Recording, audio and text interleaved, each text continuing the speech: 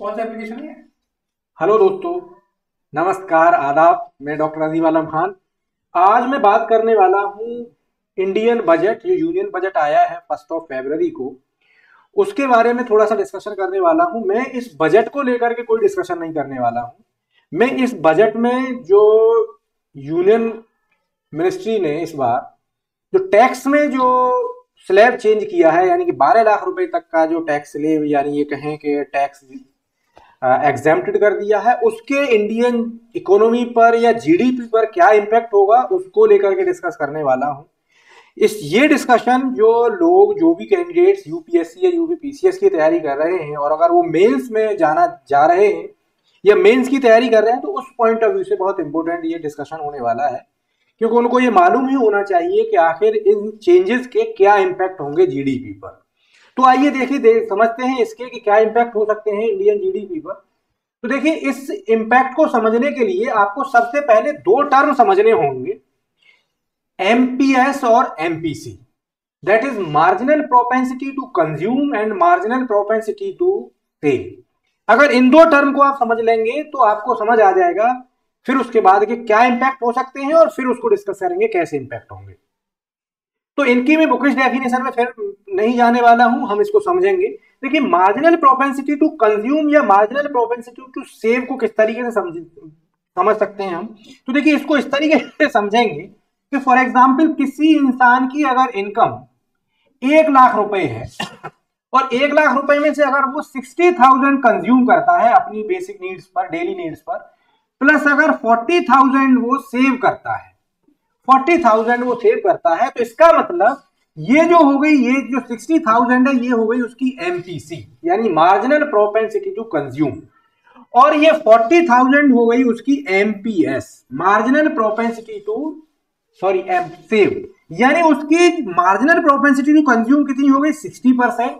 Marginal propensity to save कितनी होगी उसकी? 40%। तो ये है मार्जिनल प्रोपेंसिटी टू सेव या कंज्यूम। यानी प्रोपेंसिटी का मतलब होता है to tendency to do certain work. जिस काम को वो कर रहा है उसी में उसकी टेंडेंसी क्या है। अगर वो सेव कर रहा है तो सेव करने की टेंडेंसी उसकी क्या है, और अगर वो कंज्यूम कर रहा है तो कंज्यूम करने की उसकी टेंडेंसी क्या है। तो आई थिंक ये आपको क्लियर हो गया होगा कि एमपीएस और एमपीसी क्या होता है। अब इस चीज से हम समझते हैं कि इसका हमारी इकोनॉमी पर या जीडीपी पर क्या फर्क पड़ेगा। तो देखिए, सरकार ने क्या किया है, सरकार ने किया है कि आगे 12 लाख तक का जो अर्निंग्स हैं उनको टैक्स फ्री किया है। यानी मतलब हुआ कि अगर आप 1 लाख रुपए तक अर्न कर रहे हो पर मंथ, तो आपको कोई टैक्स अब यहां से आगे नहीं देना। इसका मतलब क्या हुआ कि ये डायरेक्टली मिडिल इनकम ग्रुप को इंपैक्ट करने वाला है।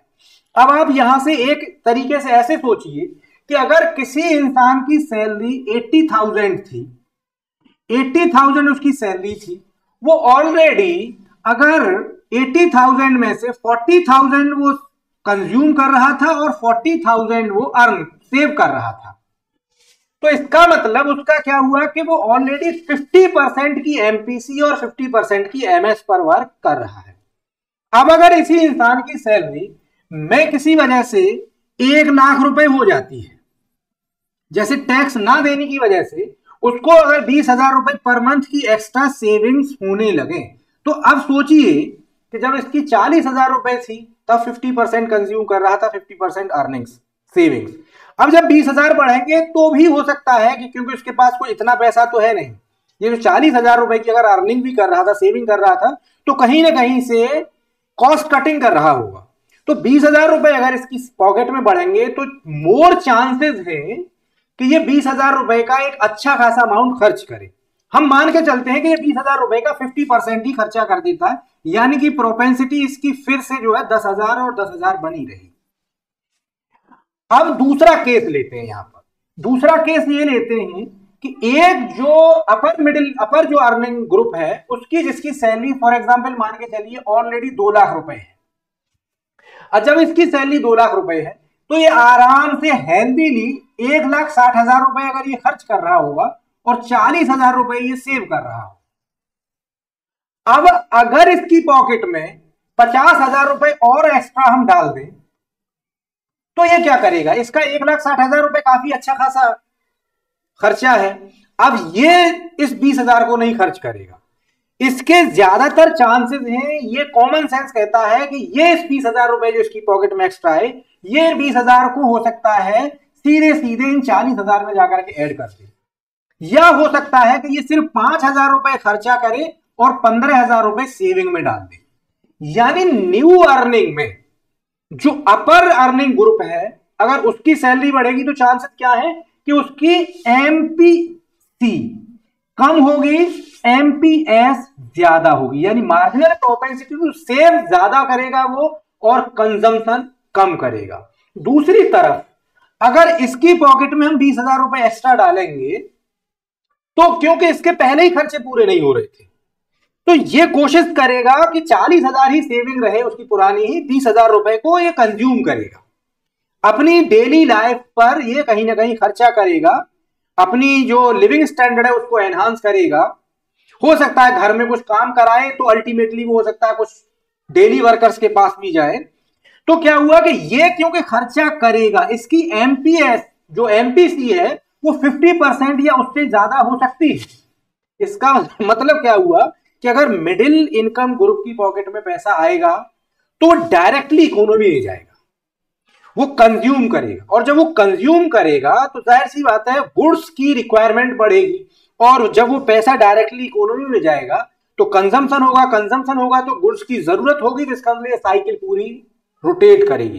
बिकॉज अब यहां से आप कुछ सोचिए कि Indian economy is consumption based, Indian economy is consumption based, यानी जितना कंजम्पशन बढ़ेगा उतनी ही इकोनॉमी बढ़ेगी। तो आप अब खुद सोचिए कि अगर इस मिडिल इनकम ग्रुप की पॉकेट में पैसा ज्यादा आएगा तो कंजम्पशन बढ़ेगा या घटेगा?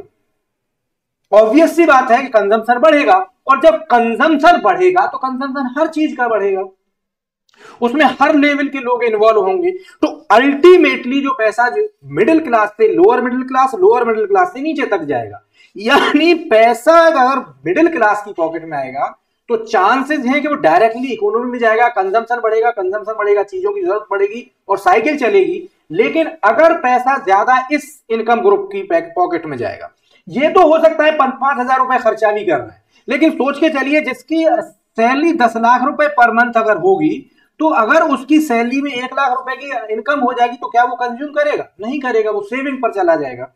तो अगर हाई इनकम ग्रुप की सैलरी बढ़ती है तो वो इकोनॉमी में पैसा नहीं आएगा, वो सेविंग्स में जाएगा।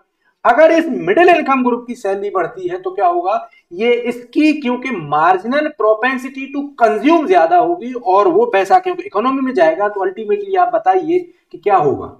अल्टीमेटली हमारी जीडीपी बढ़ेगी, लॉन्ग रन में जीडीपी के ग्रोथ होने के चांसेस हैं। थैंक यू दोस्तों।